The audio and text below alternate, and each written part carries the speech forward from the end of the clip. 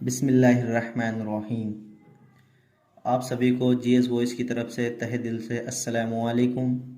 मेरे मोहतरम अज़ीज़ दोस्तों, आज हम आपके सामने पेश करने जा रहे हैं पीरों के पीर सुल्तानुल औलिया हुजूर सैयदना गौसे पाक रहमतुल्लाह अलैह का बड़ा ही ईमान अफरोज़ और दिलचस्प वाक़या बताने जा रहे हैं, जिसे सुनकर गौसे पाक रहमतुल्लाह अलैह के चाहने वालों का ईमान ताज़ा हो जाएगा।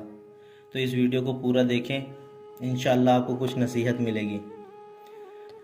बगदाद शरीफ में एक गाना बजाने वाला शख्स रहता था। वो बहुत ही अच्छा गाता बजाता था। लोग उसकी आवाज़ पर फ़िदा थे और लोग उसके बदले उसे पैसा दिया करते थे। एक बार हुजूर सैयदना गौसे पाक रहमतुल्लाह अलैह का गुज़र उसकी तरफ से हुआ तो सरकार गौसे आज़म रहमतुल्लाह अलैह ने उसे हिदायत दी कि ये सब काम छोड़ दो और अल्लाह से तौबा करो, यह काम सही नहीं है।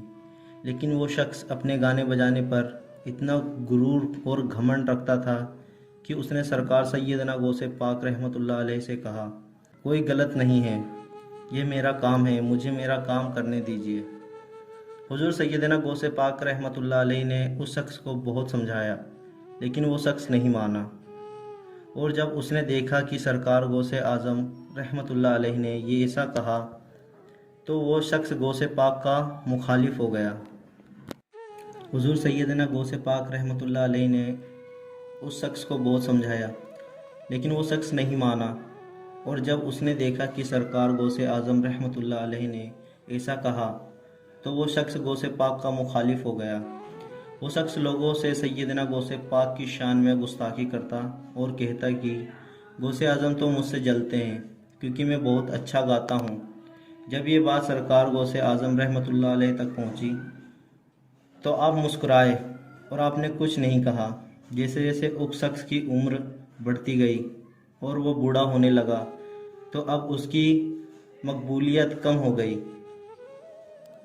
और अब उसे छोड़कर लोग दूसरे गाने बजाने वाले के पास जाने लगे। इस बात से उसका दिल टूट गया और फिर उसने वो शहर ही छोड़ दिया।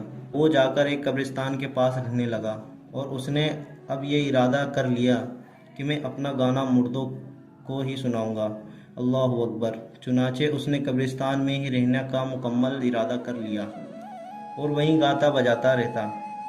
एक दिन वो शख्स अपने काम में मशरूफ़ था। एक कब्र से आवाज़ आई, ए शख्स, तू कब तक मुर्दों को अपना गाना सुनाता रहेगा?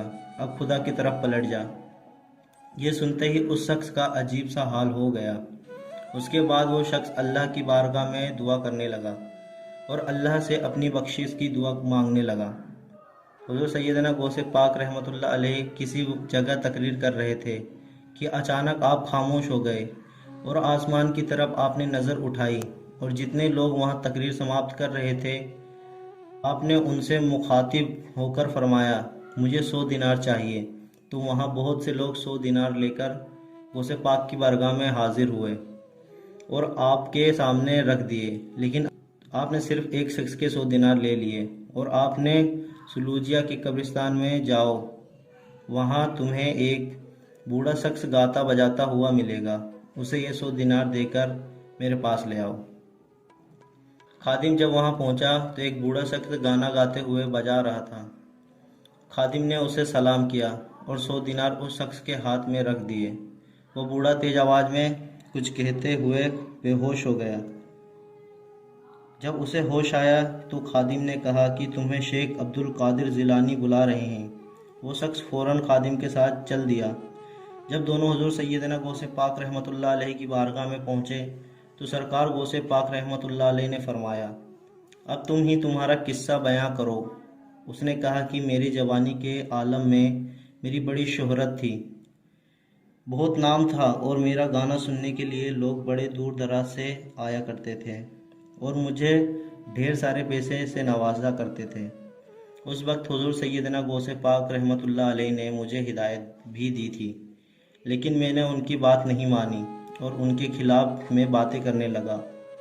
लेकिन जैसे ही मेरा बुढ़ापा आता गया और मेरी आवाज़ ढलती गई तो लोगों ने मुझे पूरी तरह से सुनना बंद कर दिया और आज अब मैं अल्लाह की बारगाह में तौबा कर रहा था, आपने गुनाहों की माफ़ी मांग रहा था तो सरकार गौसे पाक रहमतुल्लाह अलैह ने अपने खादिम के हाथों अल्लाह के हुक्म से मेरे लिए मदद भेजी।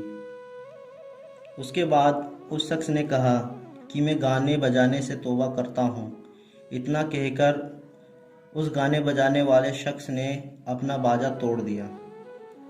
उस बूढ़े की ये दास्तान सुनकर लोग हैरान रह गए और 40 आदमियों ने उसी वक्त उस बूढ़े शख्स को 100 दिनार दिए। हुजूर सैयदना गौसे पाक रहमतुल्लाह अलैह ने एक खादिम का बयान भी ये है, जब ये वाक़या हुआ तो वहाँ मौजूद कुछ लोग पर ऐसा असर भी हुआ कि वो वहीं तड़पने लगे और तड़पते तड़पते इंतकाल कर गए। अल्लाहु अकबर। ये वाक़या क़वायतुल जहवी किताब में है। तो दोस्तों, ये मुकाम और मर्तबा है सरकार गौसे आज़म रहमतुल्लाह अलैह का कि आप अपने किस तरह से लोगों को हिदायत दी और लोगों को सही रास्ता दिखाया। गौसे पाक रहमतुल्लाह अलैह ने अपनी ज़िंदगी में बहुत बड़े बड़े कारनामे दिखाए।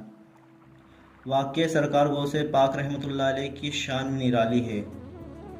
तो दोस्तों, अगर ये वीडियो आपको पसंद आई हो ढेर सारा प्यार दें। अगर वीडियो ज़्यादा पसंद आई हो तो लाइक करें और हमारे चैनल को सब्सक्राइब करें ताकि इसी तरीके के वाक़यात आपको सुनने को मिलें।